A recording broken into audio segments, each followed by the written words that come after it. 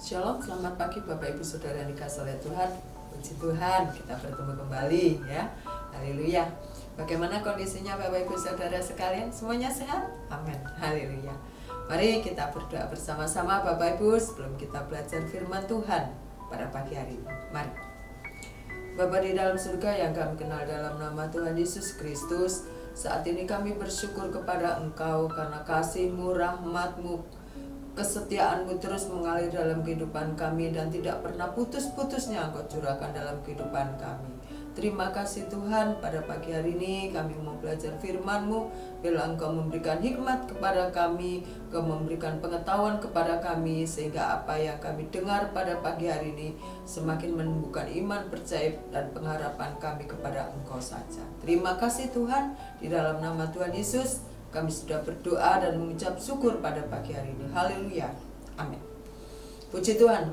Bapak Ibu Saudara yang dikasihi oleh Tuhan, kita sudah sering mendengar, ya mungkin kita sendiri juga sering membaca tentang siapa dan apa yang terjadi dengan Yunus.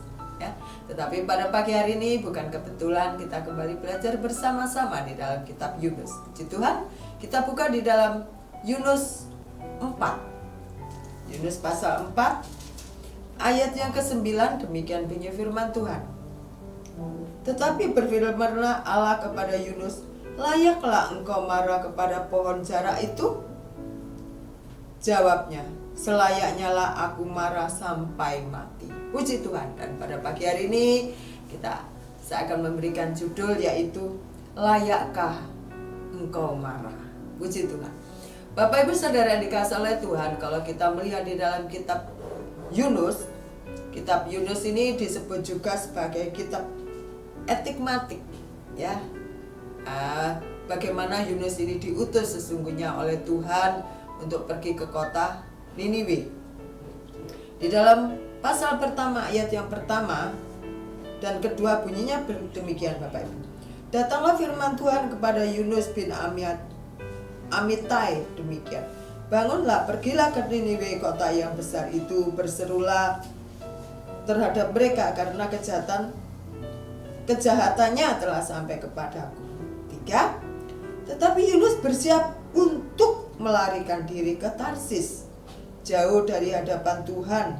Ia pergi ke Yafo dan mendapat di sana sebuah kapal yang akan berangkat ke Tarsis. Ia membayar biaya perjalanannya lalu naik kapal itu untuk berlayar bersama-sama dengan mereka ke Tarsis, jauh dari hadapan Tuhan. Bapak Ibu Saudara yang dikasihi oleh Tuhan, firman Tuhan mengatakan bahwa Yunus ini sesungguhnya diperintahkan oleh Tuhan menuju ke Niniwe, tetapi Yunus enggan untuk ke Niniwe. Dia memilih ke Tarsis. Alkitab mengatakan hal yang demikian karena ternyata Yunus ini tidak ingin kota Niniwe ini tidak hancur. Dia ingin kota Niniwe ini hancur, lebur. Dia ingin rasa sakit hatinya Yunus ini terobati dengan kehancuran kota Niniwe. Kenapa demikian?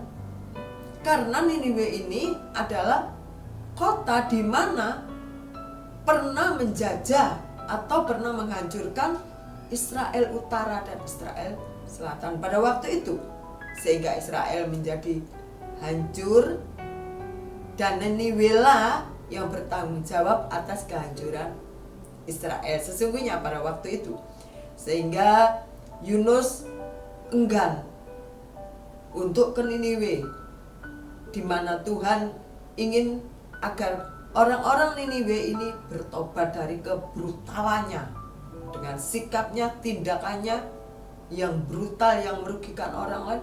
Yunus ingin, bukankah Niniwe ini orang yang pernah menghancurkan bangsaku? Kenapa Tuhan sekarang tidak menghancurkan juga? Yunus ingin mata ganti mata, gigi ganti gigi. Itu yang Yunus harapkan kepada kota Niniwe ini. Bapak Ibu Saudara yang dikasihi oleh Tuhan, sesungguhnya apa yang dilakukan Yunus ini wajar-wajar saja, ya. Kalau kita berpikir secara manusia, hal itu wajar. Dia ingin membalaskan dendam rasa sakit hatinya. Dia tidak bisa membalas dendam, tetapi Tuhan ingin menghancurkan kota Niniwe, di mana bangsa Niniwe ini, orang-orang Niniwe ini brutal dalam kehidupannya. Dia ingin melihat Niniwe hancur, sama halnya dengan orang Israel dahulu, di mana Niniwe melakukan tindakan-tindakan yang brutal. Nah, disinilah yang menjadi pokoknya dalam pelarian si Yunus ini. Sehingga Yunus, wah, kalau dulu dia menghancurkan aku, kalau dulu dia menginjak-injak aku, kalau dulu dia memporak-poranda hidupku, kenapa sekarang dia tidak juga mengalami hal seperti itu? Wajar dong kalau dia mengalami hal seperti apa yang aku alami. Bapak Ibu Saudara yang dikasihi oleh Tuhan, terkadang dalam kehidupan kita tidak bedanya dengan Yunus. Pada saat kita dalam kondisi yang tidak baik, dalam kondisi yang terjepit, dalam kondisi yang teraniaya, dalam kondisi mungkin kita difitnah, diomongi hal-hal yang tidak baik, ya, kita dijatuhkan, kita juga ingin dia juga merasakan seperti kita rasakan. Hal itu wajar. Amin. Sebagai manusia, hal itu wajar. Tetapi ternyata Tuhan itu adalah Tuhan yang baik. Ya.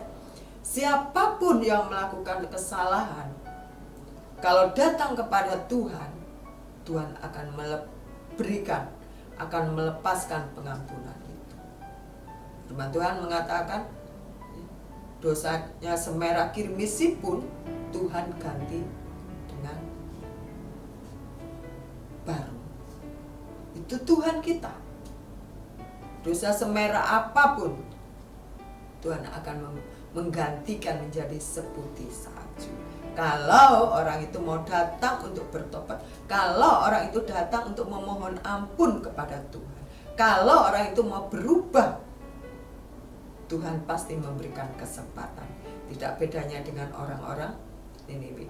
Bapak Ibu Saudara yang dikasihi oleh Tuhan, diceritakan di dalam firman Tuhan, di dalam kitab Yunus ini, bagaimana Yunus ini setelah dia ayat yang ketiga tadi mengatakan, ia membayar biaya perjalanan lalu naik kapal itu untuk berlayar bersama-sama dengan mereka ke Tarsis, jauh dari hadapan Tuhan.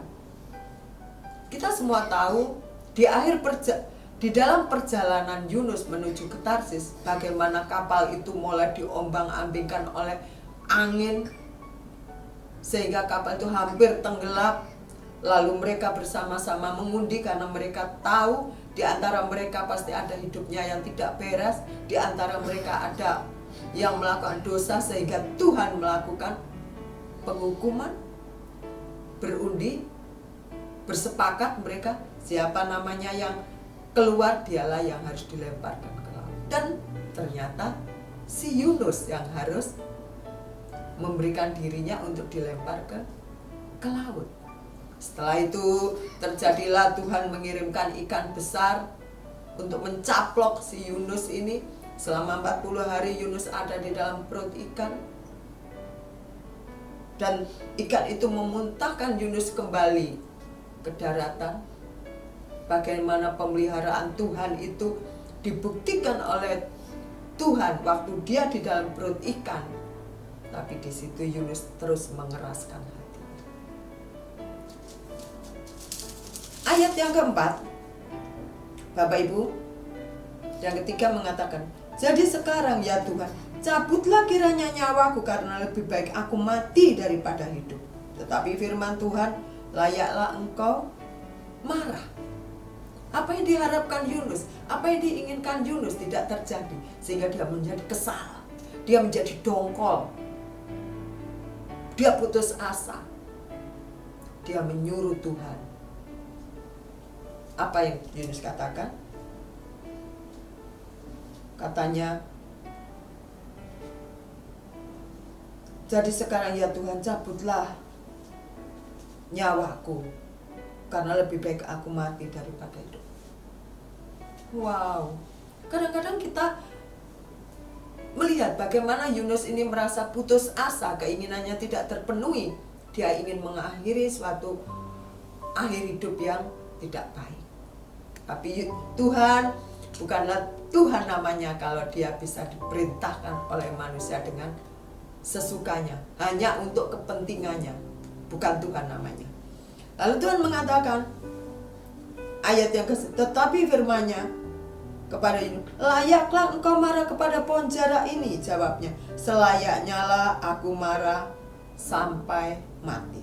Lalu Allah berfirman, engkau sayang kepada pohon jara itu, yang untuk sedikit pun tidak berjerih payah, dan yang tidak engkau tumbuhkan, yang tumbuh dalam satu malam dan binasa dalam satu malam pula.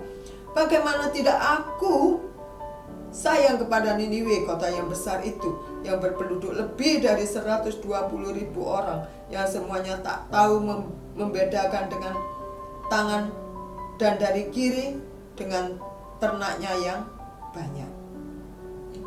Maksudnya adalah ternyata Niniwe ini bertobat juga, mengakui kesalahannya, sehingga dia menyuruh semua umat di situ untuk berpuasa, dan ternak pun berpuasa. Di situ loh kasih Tuhan, rahmat Tuhan, kesempatan untuk hidup baru diberikan oleh Tuhan kepada orang-orang Niniwe, sehingga orang-orang Niniwe ini tidak jadi dihancurkan kota-kota Niniwe. Bapak Ibu Saudara yang dikasihi oleh Tuhan, yang kita petik dalam pelajaran Yunus ini adalah kita bersama-sama mau belajar. Sekali lagi saya katakan, banyak orang-orang yang tidak mengintimidasi kita, yang ingin kita ini hancur, ingin hidup kita ini berantakan. Tetapi Tuhan tidak inginkan kita membalas dengan apa yang orang lain lakukan terhadap kita, kita lakukan itu kepada mereka. Tuhan ingin kepada kita belajar, kasih kita, pengampunan kita berikan kepada orang-orang yang tidak menghancurkan orang kita. Karena Tuhan adalah Tuhan yang penuh kasih, dan kita sebagai anak-anak Tuhan mau meneladani Tuhan kita, mau meneladani Bapak kita yang begitu penuh kasih terhadap sesamanya. Puji Tuhan, pada pagi hari ini kita diingatkan lagi untuk kita mengingat kasih dan rahmat Tuhan selalu baru dicurahkan kepada kita. Puji Tuhan, mari kita berdoa bersama-sama Bapak Ibu. Tuhan, terima kasih, kami adalah manusia berdosa. Selayaknya lah kami marah, selayaknya lah kami geram apabila ada orang-orang yang sudah menghancurkan hidup kami, orang-orang yang mengintimidasi kami, orang-orang yang membuat hidup kami menjadi lelah, dan kami ingin membalasnya.